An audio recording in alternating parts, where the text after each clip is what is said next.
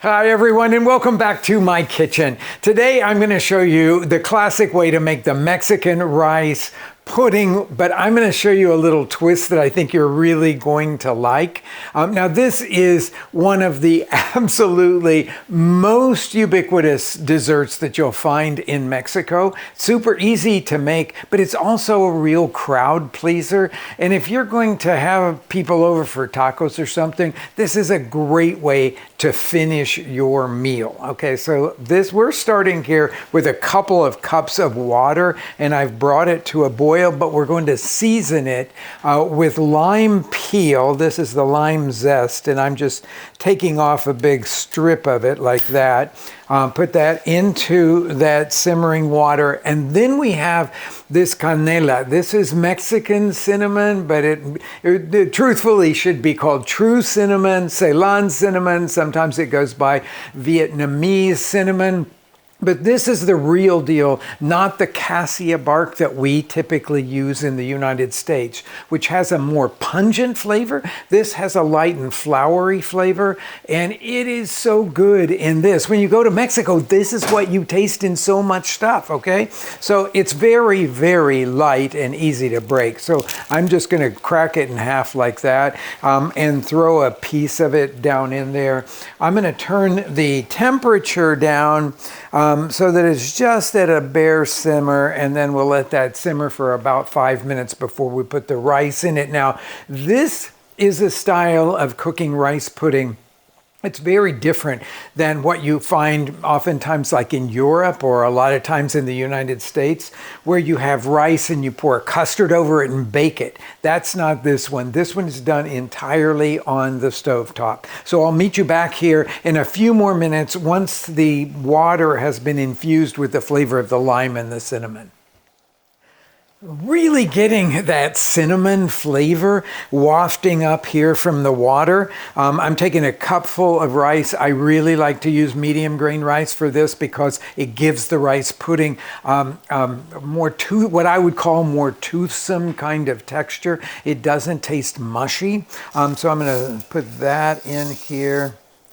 I'm just going to sort of swish it around like that to make sure everything is equally wetted here now, and then I'm going to put the top on it. Make sure that the temperature is over low here, and we'll come back to this in 20 minutes when the rice is finished, and then we'll flavor it, and I'll show you the little extra thing that I'm going to give you today that I think is going to make you really, really love this rice pudding.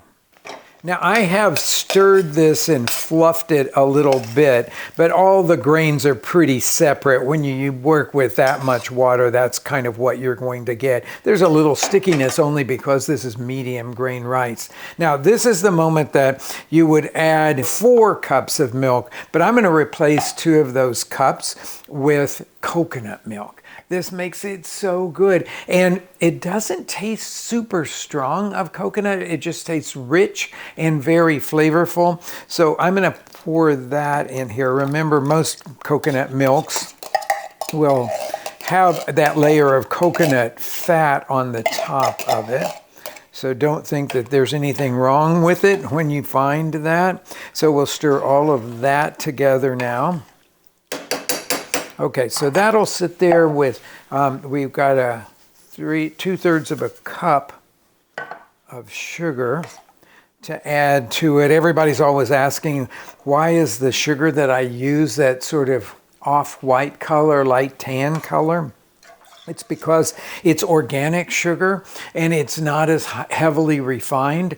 I will tell you, if you do a taste test side by side of white sugar and the organic has so much more flavor. I like flavor, so that's why I always use it. And you can use it 1-for-1 substitute for white sugar. Okay, so now this nice slow cook here. I had this on very low for cooking the rice. I'm going to bring it up and we're going to have it simmer now.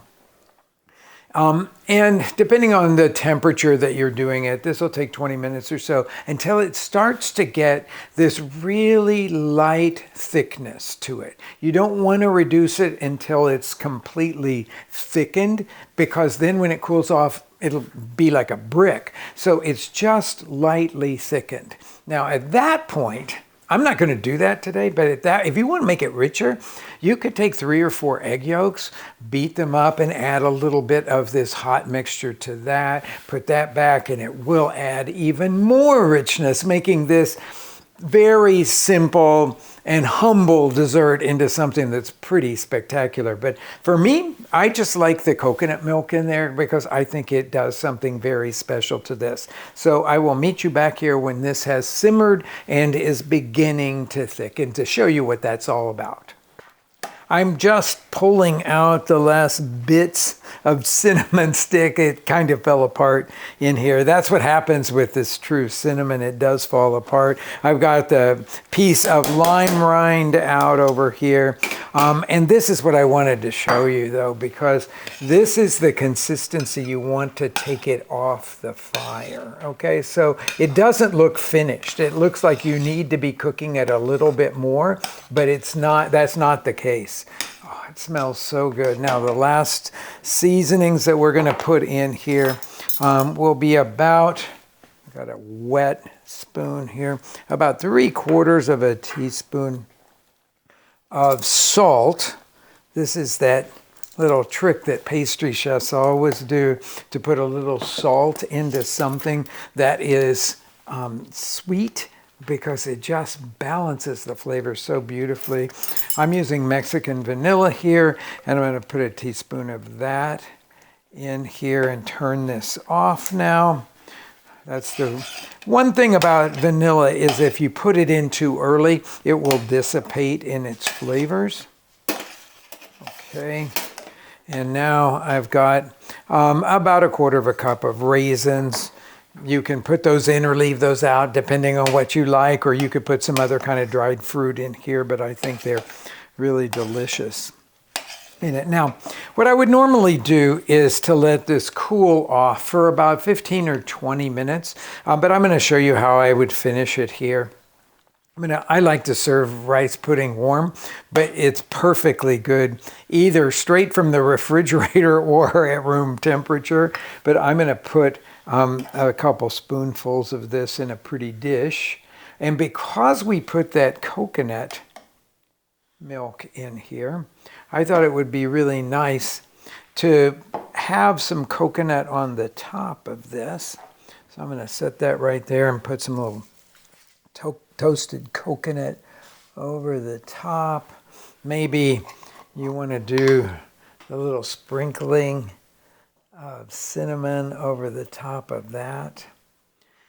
And what you have here now is rice pudding that is just way more than your everyday rice pudding. I hope you enjoy making this and serving it to your friends and to your family. It's easy to make, super satisfying.